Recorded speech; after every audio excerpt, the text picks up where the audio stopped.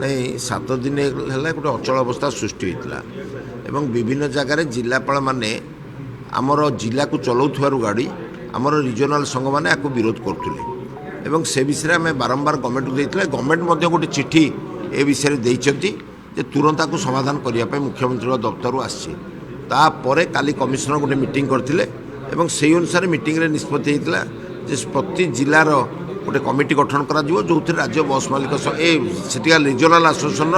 संघर कर्मकर्ता रे से निष्पत्ति करेंगे कौटी गाड़ी चलो कौटी न चलो बर्तमान जो जो जिले में चली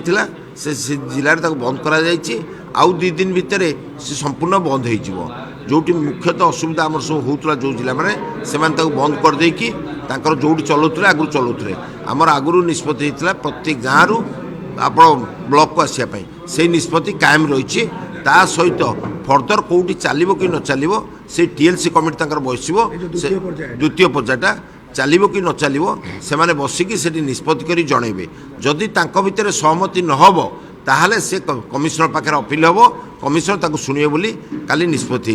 यही परिप्रेक्षी में ये सब धर्मघट को प्रत्याहार करने माननीय मुख्यमंत्री माननीय परिवहन मंत्री परिवहन सचिव एवं ट्रांसपोर्ट कमिशनर ये 4 जन हस्तक्षेप पर आज सहित आलोचना पर आमर हृदय है से आम काली लोक मान कौन असुविधा न होगापाई काली बस चलाचल स्वाभाविक हम आमर बस धर्मघट काली हम ना।